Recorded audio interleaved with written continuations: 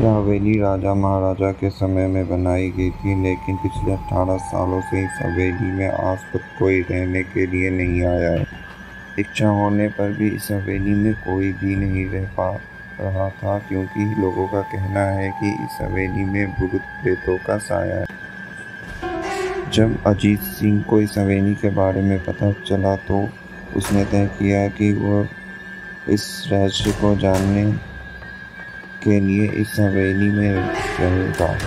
उसने मजबूत इच्छा शक्ति से इस हवेली में रहने की पूरी तैयारी कर। जब उसने हवेली के अंदर जाने के लिए पैर आगे बढ़ाए तो दरवाजे पर ही उसे एक अनजान व्यक्ति ने रोक लिया और नज़दीक जाके बोला, कौन हो आप और किधर जा रहे हो?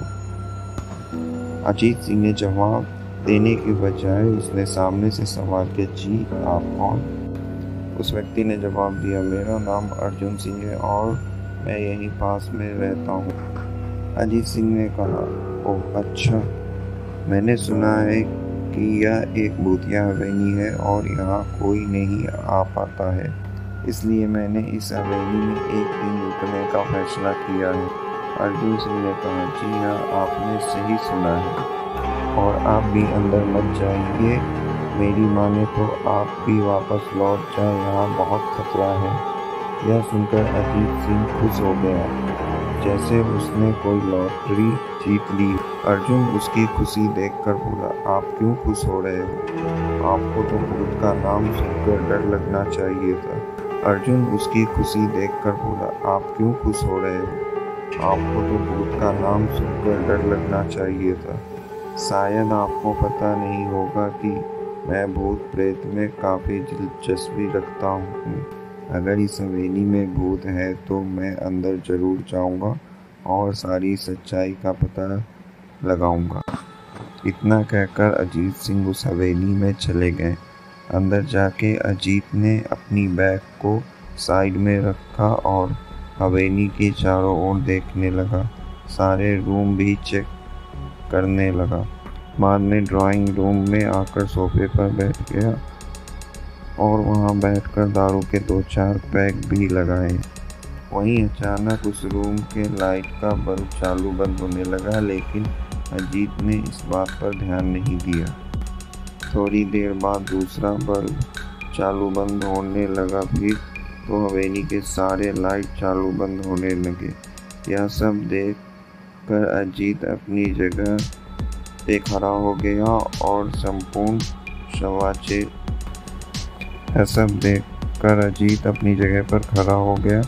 संपूर्ण सचेत हो गया। अजीत ने तुरंत ही अपनी जगह बदल दी और दूसरी ओर चला गया और वह टेबल वहीं जाकर गिरा जहां अजीत खड़ा था। अजीत कुछ समझ पाता उतने में सोफा की सीट उसकी ओर आने लगी।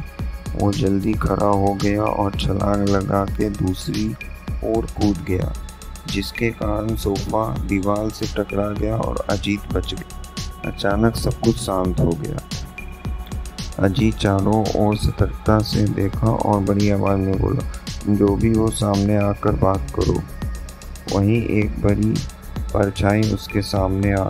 अजीत उस परछाई को देखकर बोला, कौन हो तुम और क्यों मुझे मारना चाहते हो? परछाई ने जवाब दिया, तुम्हारी भूल के कारण। अजीत, मेरी भूल? मैंने कौन सी भूल की है? परछाई ने कहा, इस हवेली में आने की भूल। मैं किसी को भी इस हवेली में खुश नहीं देख सकता। अजीत, लेकिन क्यों? वो परछाई जवाब देती है, आज से 18 साल पहले इस हवेली के मालिक ने मुझे यहीं मार डाला था, पर मेरी कोई गलती नहीं थी। इस कारण की वजह से मेरी आत्मा इस हवेली में भटक रही है।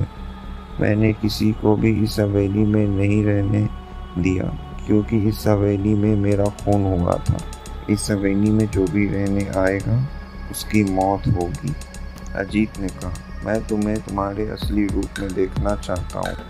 परछाई ने जवाब दिया, मैं तुम्हें मारने से पहले तुम्हारी यह इच्छा अवश्य पूरी करूँगा। और उस परछाई ने एक भयानक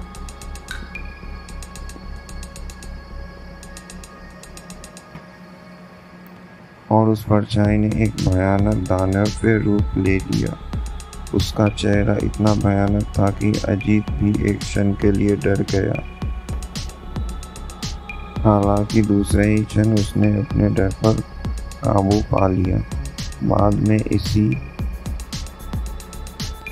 अजीत ने अपनी जेब से एक सफ़ेद पाउडर निकाला और उस भूत पर फेंक दिया। भूत पर पाउडर पड़ते ही वह जलने लग गया। बड़ी बड़ी ज्वालाएं उठने लगी। वो जोर जोर से चिल्लाने लगा और बाद में पूरी तरह से जल गया। उसके बाद अजीत ने चैन की सांस लिया और वहीं पर सो गया। दूसरे दिन सुबह जब अजीत को सही सलामत हवेली से बाहर आते देखा तो अर्जुन को आश्चर्य हुआ। अर्जुन ने अजीत से पूछा, तुम कैसे जिंदा हो? जब अजीत ने अर्जुन को कल रात की घटी घटना को पूरी तरह से बताया और बोला, अब यह हवेली भूतिया हवेली नहीं रही। दोस्तों, आपको यह कहानी कैसी लगी? प्लीज़ हमें कमेंट में ज़रूर बताएं और हमारे चैनल को सब्सक्राइब करें।